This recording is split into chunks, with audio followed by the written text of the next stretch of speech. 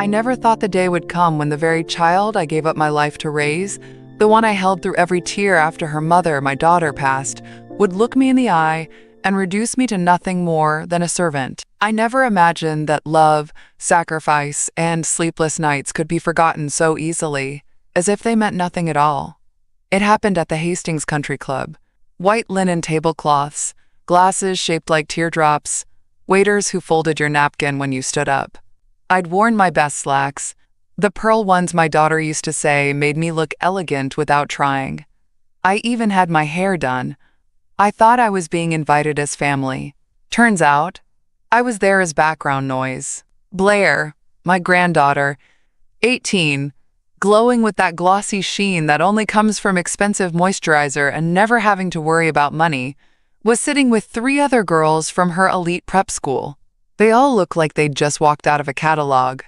Long hair, long legs, long noses turned up like they were smelling something rotten. And then it happened. One of the girls asked, "Wait, who's that woman sitting with us?" Blair didn't miss a beat. She smiled that sugary, careless smile and said, "Oh, her? That's just my family helper. Kind of like a housekeeper/nanny. She helped raise me or whatever." And they all laughed like it was a funny misunderstanding. Like it wasn't my name she didn't say, like I wasn't the woman who sold her wedding ring to pay for Blair's freshman textbooks. I didn't say anything, didn't make a scene. I folded my napkin quietly, stood up, and walked out with every inch of dignity I had left. My heart was beating in my ears, but my face? Calm. Ice. Because if I'd opened my mouth, I would have screamed. I drove home in silence, no music, no tears, just a dull roar inside my chest, the kind that made it hard to breathe without choking on your own regret. I'd raised Blair after her mother, my only daughter, died in that drunk driving accident. Blair was only 8. I was 60 and tired and grieving, but I didn't hesitate. I gave her everything, and she called me just the help. By the time I pulled into the driveway of my modest little house, something inside me had shifted, not broken, hardened. Because that moment wasn't just humiliating, it was clarifying. I had let her become someone who could look at me and see nothing. Not love, not gratitude, not even recognition, just utility, like a credit card that didn't have a spending limit, until now. I walked into my house, still silent, and stood in front of the wall of family photos. There was one of me holding Blair on her first day of kindergarten, her missing front teeth making her smile lopsided. Another of us baking cookies when she was 10, flour dust in her hair. And then, near the bottom, one I almost forgot existed. My daughter, Lauren, holding newborn Blair in her arms, looking straight into the lens like she was handing me a promise. Please protect her. Love her enough for both of us. And I had. But I didn't raise her to be cruel. I didn't raise her to think money made her better than anyone. I didn't raise her to laugh at the hands that fed her. So I made myself a cup of tea, strong, no sugar, sat down at my kitchen table, and started writing, not a letter, a list. What I paid for, what I owed, what she owed me, and what I would no longer give. I'm not one for dramatics. But that Sunday morning, over scrambled eggs and shame, my granddaughter made me disappear. And now, I plan to return the favor, one step at a time. The silence of my house hit harder than usual when I stepped inside that afternoon. Not the peaceful kind. The kind that makes you notice the tick of the clock, the creak of the floor, the way the refrigerator hums like it's trying to fill the space where a person should be. I set my purse down on the counter and stared at the chipped tile beneath my feet. Same kitchen floor where I'd made Blair her first grilled cheese after Lauren's funeral. Same counter where she did her middle school science fair projects while I stayed up cutting colored paper and gluing her presentation board together. Same cracked linoleum, same faithful kettle, same me. Just older, just more alone than I had ever let myself feel. I walked into the living room and turned on the lamp beside the faded armchair. The soft yellow glow washed over the wall where the family photos hung. God, that wall. Every square inch of it was a history of sacrifice. Lauren's baby shower, Blair's 5th birthday, Graduation from the third private school I couldn't afford but paid for anyway. Prom night. I had taken that picture myself. Blair in a red dress that cost more than my monthly pension check, smiling like she'd already won life. She looked beautiful. But the girl in the photo wasn't mine. Not anymore. I lowered myself into the armchair and stared straight ahead. No tears. Not because I wasn't hurting, but because it was a kind of ache that tears wouldn't solve. It was too old, too deep. You don't cry when the dam breaks. You stand back and watch what gets washed away. Blair's mother, my Lauren, had been light in human form. Kind, sharp, impossible to replace. And when that drunk driver ran that red light and snatched her from us, I didn't think. I just became what Blair needed. Not because I wanted to be a hero, because I couldn't stand to see what was left of my daughter disappear too. And for a while, Blair needed me. She was sweet, thoughtful. She'd bring me breakfast on Mother's Day, even if it was soggy cereal and a sticky flower from the backyard. She called me Nana Bear. She used to tell me she wanted to be a nurse, just like you, so I can take care of people too. But that changed the day she turned 13, and her father's new wife bought her a Louis Vuitton wallet. And from there, every year chipped away at the girl I knew. The wallet turned into a shopping addiction. The thank yous turned into expectations. The girl who used to cry when I was sick now rolled her eyes when I said no. Her father, Caleb, had long since remarried into a Silicon Valley life. Holiday wire transfers, and the occasional forced smile Christmas card. But no real parenting. The custody papers he'd signed after Lauren's funeral made sure of that. I didn't just raise her. I funded her. Her designer bags, her Italian summer programs, her rent in a fancy apartment uptown. All came out of my savings. My retirement. Every time she called, it was always, "Nana, I hate to ask." And every time, I gave. Because somewhere in the back of my mind, I thought if I gave enough, I could keep Lauren alive. But what was the point in giving someone the world if they forget who handed it to them? The quiet of that evening wasn't peaceful, it was judgmental. Every tick of the clock asked the same question. How long are you going to let her spit on the life you built for her? I stared at the photo of Lauren. I whispered, "I'm sorry. I should have said no sooner." But I wasn't going to apologize forever. I had breath left. I had backbone. And for once in my life, I was going to use them for me. The next morning, I called Dolores. I didn't plan it. My hands moved on their own. Muscle memory dialed her number like it had a heartbeat of its own. We'd been friends since nursing school, half a century of secrets, arguments, inside jokes, and casseroles delivered during grief. When she picked up, her voice was already suspicious. "You never call in the morning unless you're dying or pissed off." "I'm not dying," I said, trying to keep my voice steady. "So pissed off then. Good. I'll make tea." By the time I got to her house, 15 minutes away, nestled under a shady maple tree, with wind chimes that never matched, she had already set out lemon biscuits and poured 2 cups of Earl Grey. The kind we both used to sneak during night shifts, when patients were stable and the world had gone quiet. She looked at me over the rim of her cup and waited. No small talk. No pretense. I told her everything. The brunch. Blair's words. The laughter. The way I walked out like a ghost wearing pearls. Dolores didn't gasp. She didn't say, "Oh no," or, "I'm so sorry." She just leaned back in her chair and whispered, "It always starts with money." I blinked at her. "Excuse me? That's how mine started too." She sipped her tea. "My niece took out loans in my name, racked up 30 grand on credit cards she said were for her design business. I was still sending her birthday checks when she told people I was a bitter old woman who wouldn't let go of her purse strings. The silence between us felt heavier than the story. She placed her cup down gently. "You want to know the worst part?" I didn't stop until I heard her call me a stepping stone. Like I was a rock to get across a river she didn't want to fall into. I swallowed hard.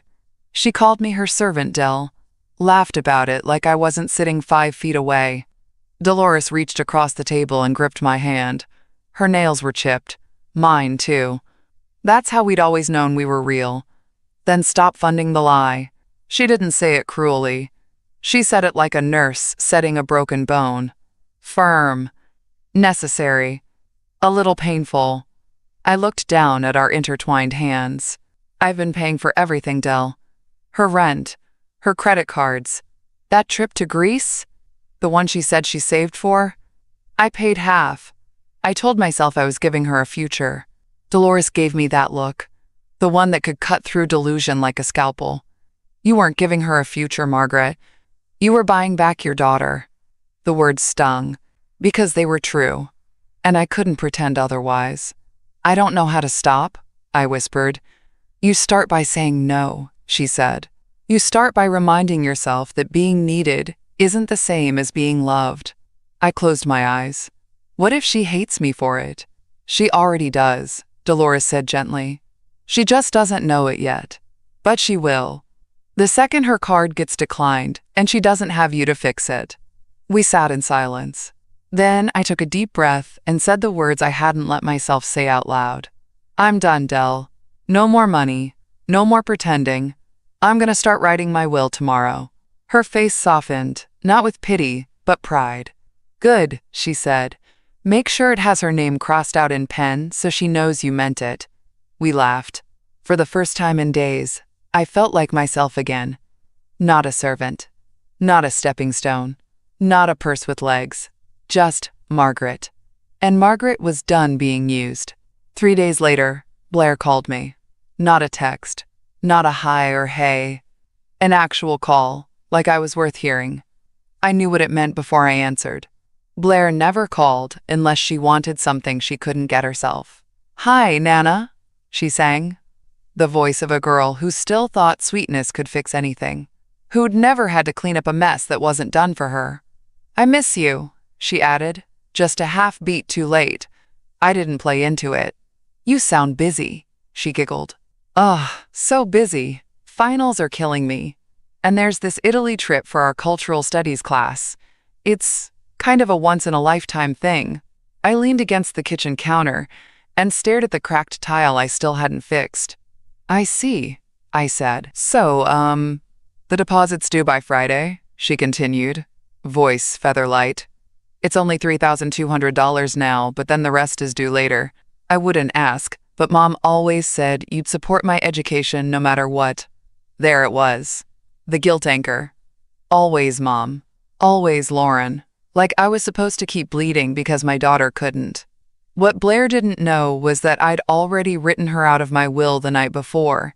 I had spent the better part of the evening on the phone with a lawyer Dolores recommended, Mr. Patel. Calm and efficient, not even surprised when I told him the granddaughter I raised was about to find herself removed from every document that mattered. You want to redirect the estate? He asked. I want to reclaim my dignity, I said. He understood that more than I expected.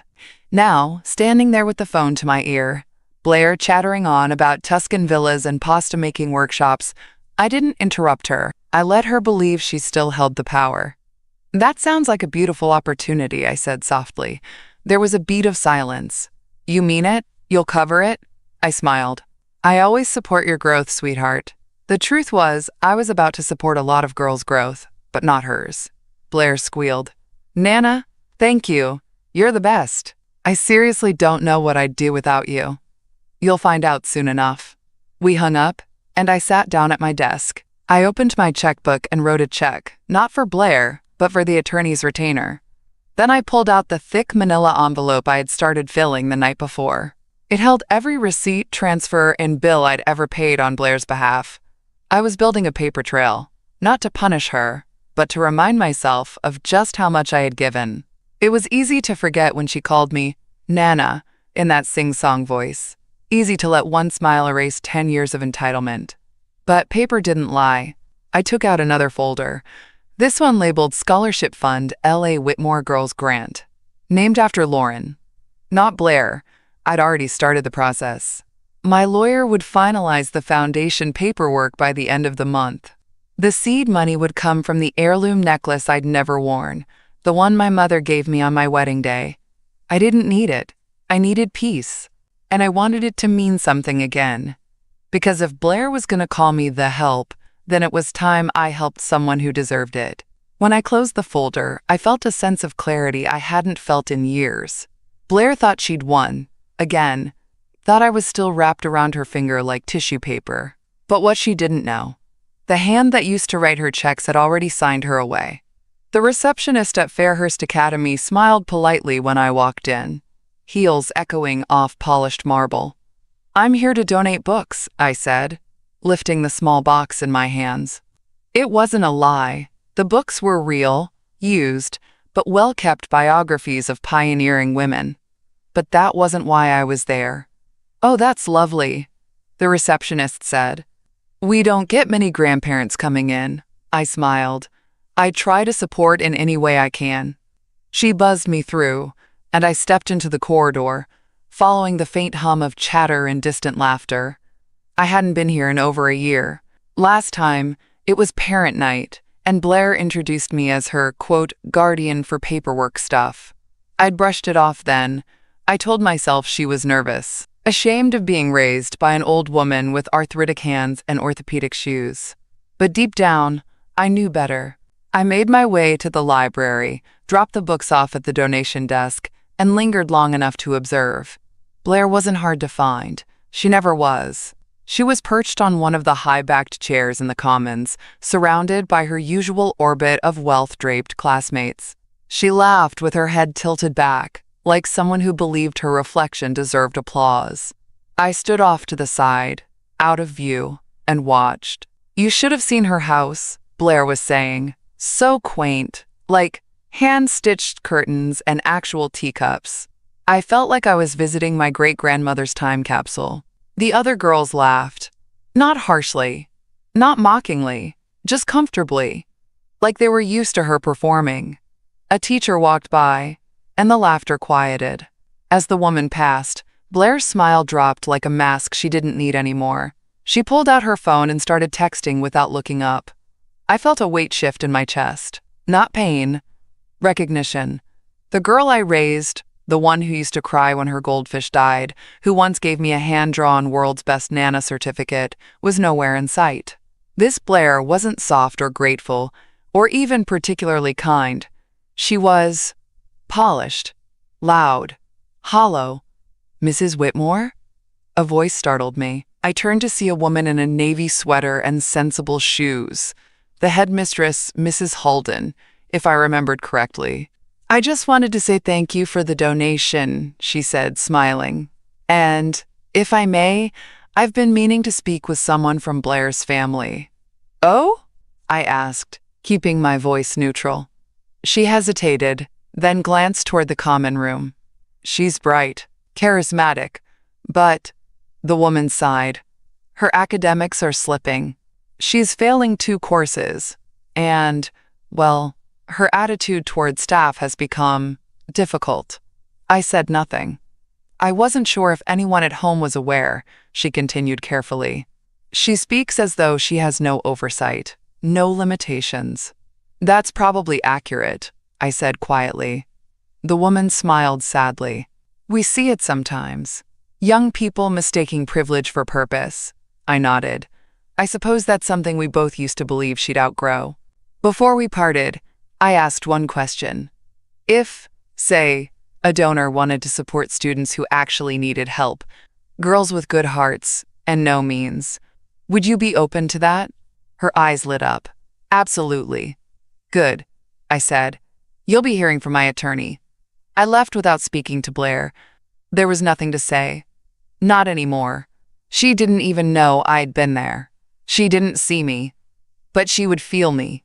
Because while she sat there, pretending to be royalty, I was already building a kingdom where she didn't belong.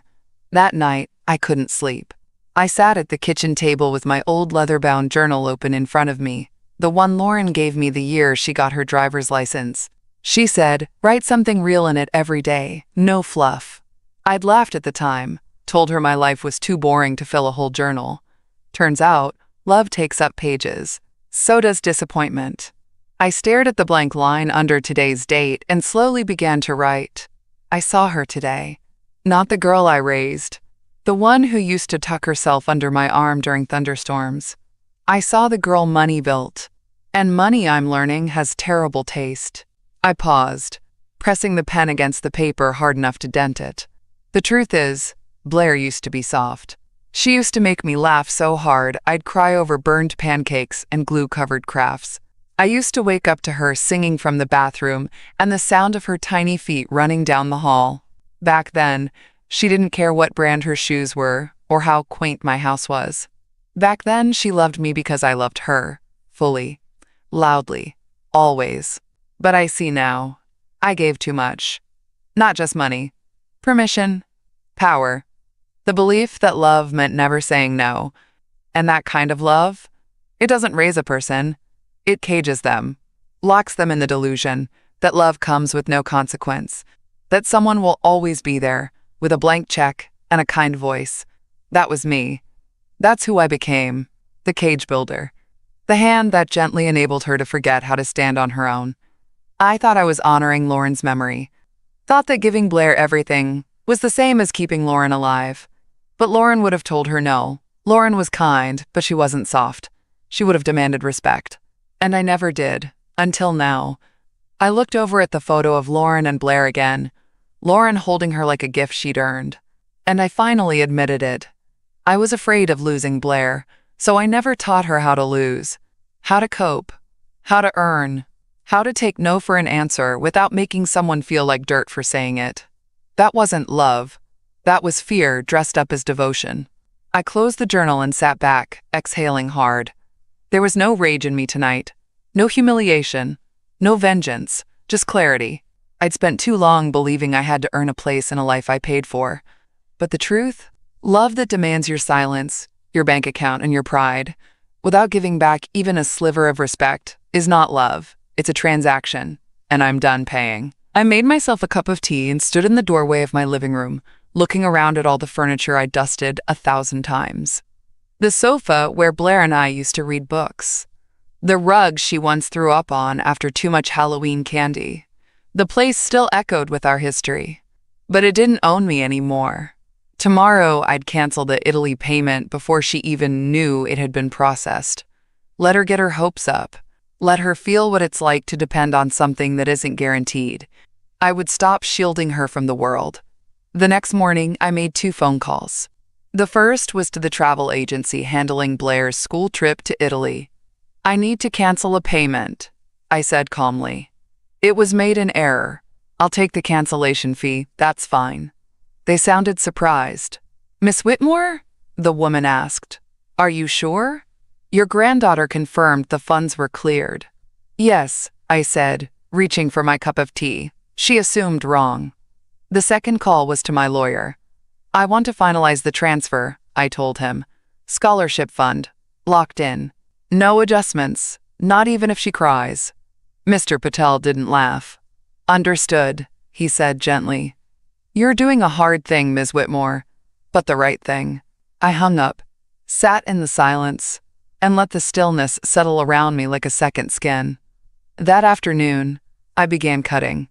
Not violently, quietly, like pruning dead flowers from a once beautiful garden.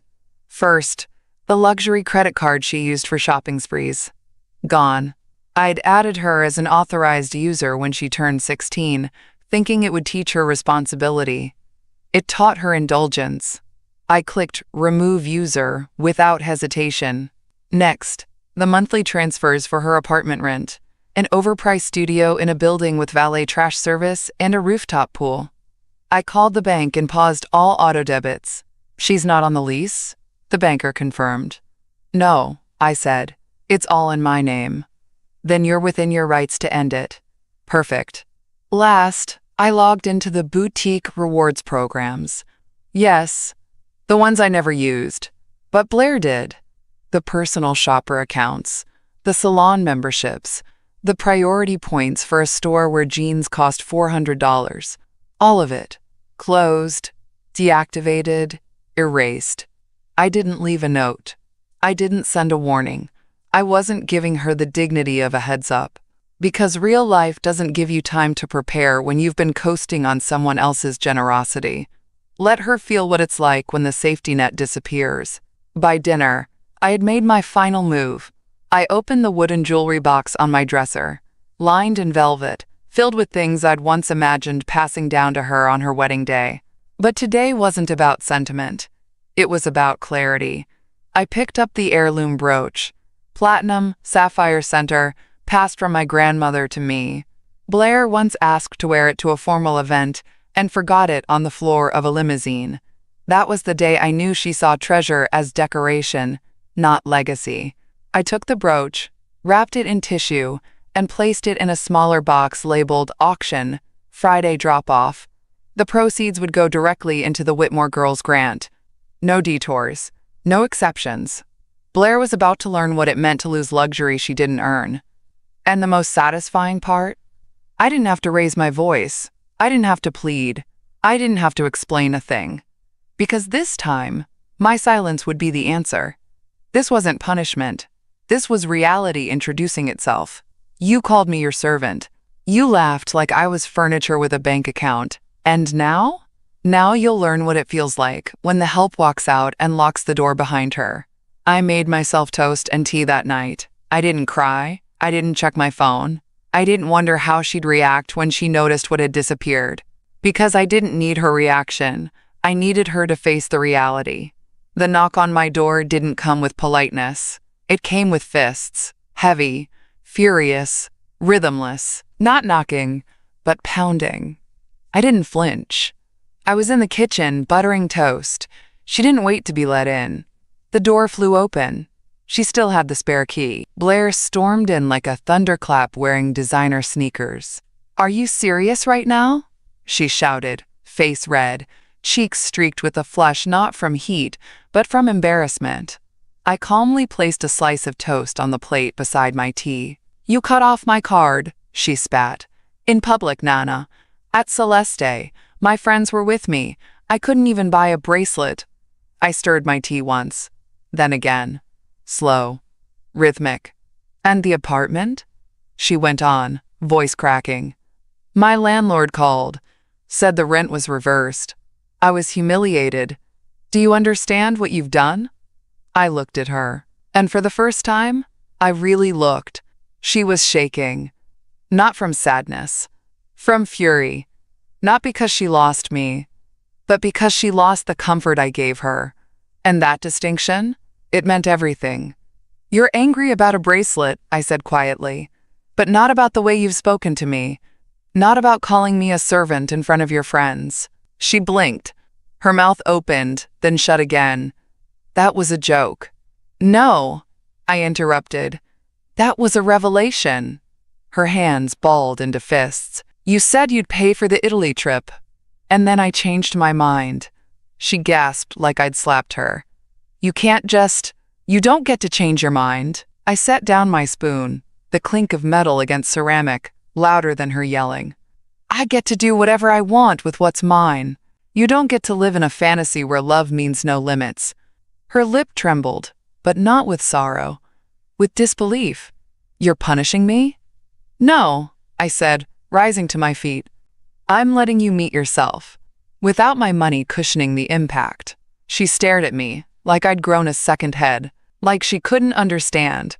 The woman in front of her was the same one who once spoon-fed her soup during the flu, who stayed up sewing sequins onto her dance costume because the store-bought one didn't sparkle enough. "You raised me," she said bitterly. "You taught me to expect help, to feel secure." "I raised you," I agreed, "but I didn't raise this." I walked past her, set the toast on the table. "You're welcome to sit," I said. "There's tea." Blair stood in the doorway, unmoving. No tears, no apology, just rage and ruin behind mascaraed eyes. And me? I was calm. Toast. Tea. Peace. That's what I had now. Because silence, when you've earned it, is louder than any tantrum. She finally spoke, voice low. "What am I supposed to do now?" "Figure it out." "Nana, you wanted to be seen as elite, Blair," I said, "so now you'll learn what it takes to maintain that image, without me." She turned without another word. Slammed the door so hard a picture frame rattled. I took a bite of toast. Still warm, still mine. She didn't text, didn't call, didn't show her face again. But I knew she hadn't learned a thing. Not yet. 3 days later, I heard through Dolores, who heard through her cousin's daughter's yoga instructor, a web only small towns could produce, that Blair was already seen arm in arm with her boyfriend again, Jasper, the hedge fund intern with a trust fund and a jawline. He's been picking up her tabs, Dolores said over the phone. Luxury brunch, Uber Black, even covered some boutique bag she forgot her wallet for. I didn't respond. I didn't need to. Because this wasn't about love. Blair hadn't shifted. She'd just rerouted. Like a parasite jumping to the next host. Her mother would have wept. I just got to work. That week, I met with Mr. Patel again. We sat in his glass office. Papers spread like a map of the past, present, and future. My will. My assets. Every account with Blair's name hovering like smoke over what I'd built. I want it airtight, I said, tapping the table. No backdoor claims, no contest loopholes. Nothing she can charm her way through. He adjusted his glasses. We'll lock everything into the Whitmore Girls Grant. Irrevocable trust. Education specific. Not a cent can go toward handbags or beachfront selfies. Perfect. I added one clause myself. A personal touch. No beneficiary may access funds if they've received financial support from this estate while verbally or publicly humiliating the donor. Mr. Patel raised an eyebrow. You're allowed to be that specific. Good, I said. I want her to read it and see her own cruelty in black ink. The rest of that week, I moved in silence. Like a woman packing up after a flood. Not with sadness, but with precision. I closed the final shared account she'd used for emergencies. Cleared out the last savings account she probably thought of as hers. It had been under my name the whole time. I transferred every remaining asset into the scholarship fund. Then I signed the final page of the trust paperwork and sealed the folder shut. Done. All that remained was Blair's car. Technically, it was still mine. The title was in my name. I bought it after she threw a fit outside a used dealership. I can't be seen in something embarrassing, Nana. I caved, of course. I always had back then. Until now. This time, I called my old friend Lawrence, a mechanic with a tow truck and no love for spoiled kids. She's parked on Montrose, I told him. Luxury complex, spot 47. You want it repoed or polite? Polite, I said. But clear, he chuckled. She's not going to see it coming. By sunset, the car was gone. The complex management would notify her. I left the pink slip and final bill of sale on my counter, ready for transfer. She'd scream, probably. But I'd be unreachable. Not because I was hiding. Because I was free. That night, I walked into my kitchen, poured a glass of cold water, and looked out the window, into the dark. No missed calls. No apology. No realization. Just distance. The kind that finally feels earned. Blair had moved on to her next wallet, her next illusion. But I had cut the last thread. The eviction notice came first. She hadn't even called me yet. But I knew. Because I made the call that morning, signed the withdrawal of lease guarantee, and had the final payment reversed. I had the legal standing. The lease was in my name. Her apartment, her sanctuary of scented candles and curated selfies, was no longer hers. 30 days. That's what the paper would say. 30 days to vacate. No extensions. No appeals. And the tuition? That fell apart next. The school's automated system sent her an email. Your enrollment is now pending due to unpaid tuition. Please contact administration to arrange financial resolution. I'd seen a copy of it. No more funding. No more safety net. And still, she didn't call. Not until she had nothing left to pretend with. It was Thursday evening. The light was soft in the kitchen, the kind that makes everything look warmer than it feels. I was washing the last dish when the phone rang. Her name lit up the screen. Blair. I watched it buzz. Once. Twice. 3 times. The sink dripped. The world held its breath. I didn't move. Didn't reach for the towel. didn't speak. She was calling because she needed, not because she understood. And that made all the difference. I let it ring until the screen dimmed. The silence afterward was so loud it almost sang. A minute later, it rang again. Same name, same desperation buried beneath the ringtone. Still, I let it go. Because this wasn't a moment to save her. This was a moment to let the consequences settle in like winter frost. You don't teach someone self-respect by shielding them from every bruise. You let the bruises form. You let the mirror speak. And the truth was, she was never going to find humility at the bottom of a luxury handbag. She'd have to find it with empty hands. I didn't check the voicemail. I didn't care how frantic it was. I already knew the shape of it. Shock, panic, maybe even some tears. But no apology.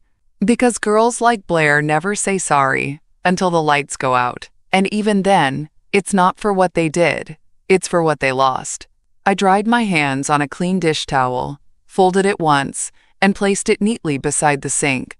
Then I went to the living room, sat in my chair, and picked up the latest scholarship application I'd received for the Whitmore Girls Grant. A 17-year-old girl from a trailer park, top of her class, working 2 jobs to help her little brother buy shoes for school. Her letter was handwritten, careful and hopeful. She called my daughter a hero she never met. I smiled for the first time in hours. Because this was what legacy looked like. Not entitled, not loud, just honest. Across town, I imagined Blair staring at her phone, waiting for a response that would never come. Maybe her boyfriend had stopped answering. Maybe she realized designer bags don't hold dignity. Maybe she looked around that cold apartment and, for the first time, felt the air crack without someone there to hold her up. I hoped so, because I loved her. But I wasn't going to keep her warm by burning myself. The phone rang once more. I picked it up this time. Not to answer, to power it off. Then I sat back, exhaled, and closed my eyes. It was a barbecue, just family, nothing fancy. My nephew Liam had offered to host it at his place. Folding chairs in the backyard, paper plates stacked beside the coleslaw, a radio playing old Motown hits. Easy conversation, familiar laughter. The kind of gathering that didn't ask for anything except your appetite and your time. I hadn't been in the mood, if I'm honest. But Dolores told me to go. Said, you need to be seen living your life. So I did. I brought potato salad and wore my favorite cardigan, the one with the little bluebirds on it. And for a while it felt good. Normal.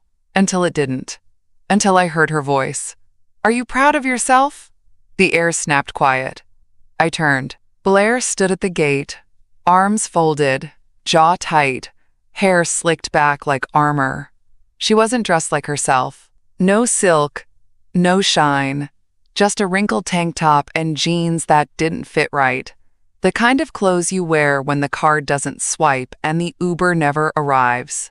Her eyes scanned the cousins, the uncles, the people who had once called her bright, gifted, the spitting image of Lauren. And she raised her voice. Just enough. Just to sting. She left me homeless, cut me off. In the middle of school, she didn't even give me a warning, just pulled everything. My rent, my car, my tuition. Who does that to their own blood? Some gasped. One of the younger cousins looked horrified. And me? I stood up. Slow, calm, no theatrics. I took a step forward and looked her right in the face, the same face I once kissed 1,000 times goodnight. Then I said it. 7 words. Soft, precise, like a match in a dry forest. You called me a servant, remember that? The backyard fell silent again, not out of shock this time, but understanding. Because now, the mask was off. Hers. Mine. Everything. Blair's lips parted like she might argue, but no words came. So I added, gently, now you'll learn to serve yourself. I didn't yell. I didn't cry. I didn't list the years I paid her way. The tears I swallowed, the savings I drained. I didn't have to. The truth stood beside me like a witness. Blair scoffed, but it came out weak. So that's it? You're just done? Yes, I said. I'm finally done pretending money means love. She looked around the yard. The cousins she used to charm. The aunties who once bragged about her Instagram. No one rushed to her side. They didn't hate her. But they saw me now, and they saw what I'd carried. Without another word, she turned and walked away. The gate creaked behind her, like a door closing on a chapter no one wanted to reread. I sat back down, picked up my plate, and smiled politely at the aunt next to me. "Potato salad's still cold," I said. She smiled back. "And your backbone's still solid." That night, I sat by my window with a blanket and a sense of peace I hadn't earned until now. For years, I'd accepted crumbs in exchange for devotion. I'd funded the delusion that I was needed instead of loved. But those 7 words? They weren't revenge. They were a boundary. The first one I'd ever drawn. Lauren's grave sat in the back corner of Hollow Grove, under an elm tree that shed like clockwork every fall. I'd been visiting for 16 years, and yet this time felt different. This time, I wasn't coming to grieve. I was coming to apologize. I brought hydrangeas, her favorite. Blue, just like the summer dress she wore on the day she told me she was pregnant. God, she had been radiant. And terrified. I remember holding her hands and telling her, "You already have everything you need to be a good mother." I knelt down, brushed the fallen leaves away, and placed the flowers gently beside the marker. Then I sat. Not on the bench. On the grass. Close. And I spoke. I let her become someone you wouldn't know. My voice was calm. It didn't tremble. I thought I was keeping you alive by giving her everything, but all I did was bury you behind designer handbags and weekend flights to Paris. The wind didn't answer, but the stillness was listening. I let her talk down to me, Lauren. I let her call me a servant in front of strangers. I didn't even correct her. I just sat there, letting my love make me small. That part hurt, saying it aloud, not because it wasn't true, but because it had always been. I wanted so badly to keep her safe, to make her happy. But I didn't teach her how to be decent. I didn't teach her how to struggle. And now she's flailing in the wind, blaming me for cutting the branch she never learned to stand on. I looked up at the sky. No clouds, just blue and brutal honesty. I should have said no sooner. I should have made her work for something. Anything.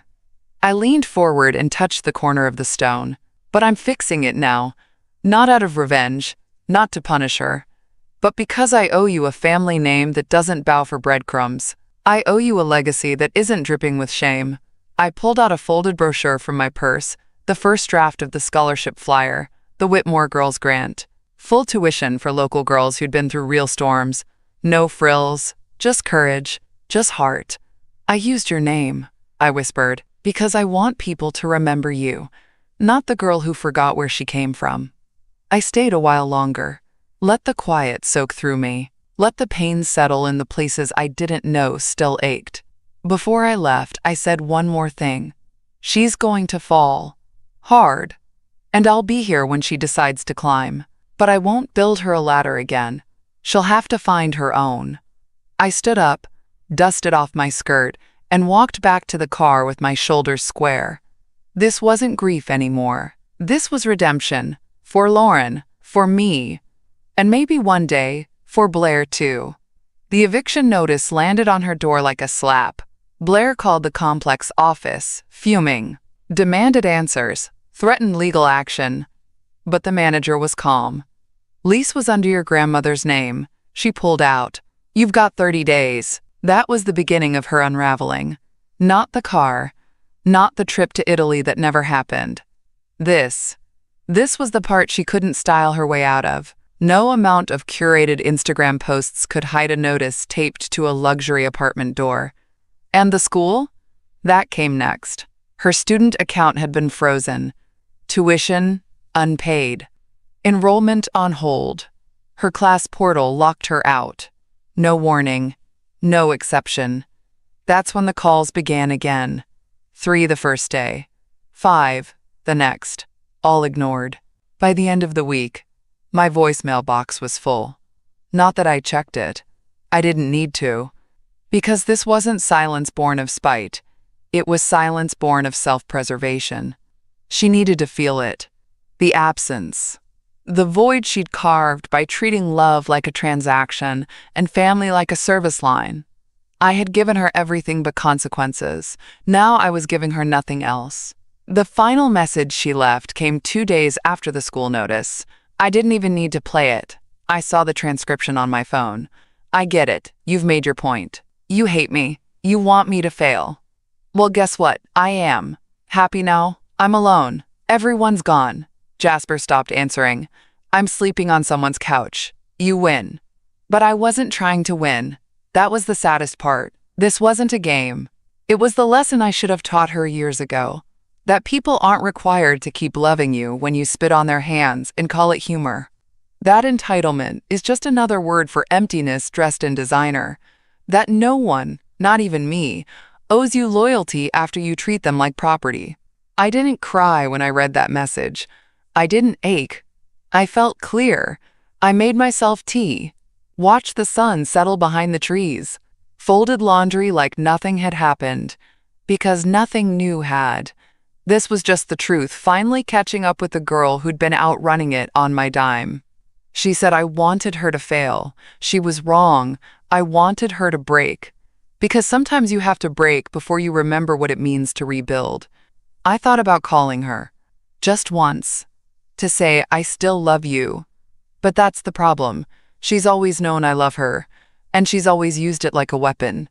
So instead, I powered my phone off and slid it in the drawer. I wasn't abandoning her. I was letting her meet herself, alone, cold, without backup, without illusion. The echo in that apartment she no longer owned? That was my answer. And maybe one day, when the noise of rage and shame faded, she'd hear it clearly. Not, I hate you.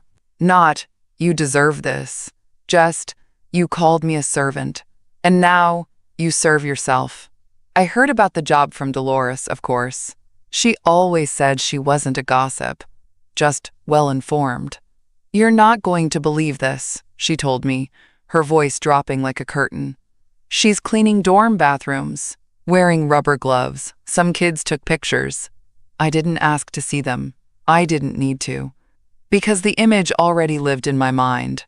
Blair, in a janitor's uniform, kneeling beside a bucket, scrubbing at the messes left behind by the very people she used to laugh with at country club brunches. It wasn't poetic justice. It wasn't even satisfying. It was just necessary. For the first time in her life, she was being paid to clean up after others instead of ordering someone else to do it for her. And maybe, just maybe, she was realizing what it felt like to be invisible. A lesson I'd swallowed in silence for years. I didn't reach out. Not to scold, not to comfort, not to offer a ride home. Because part of me knew, if I did, she'd fall right back into the script. The wounded heiress, the poor little girl whose mean old Nana cut her off for no reason.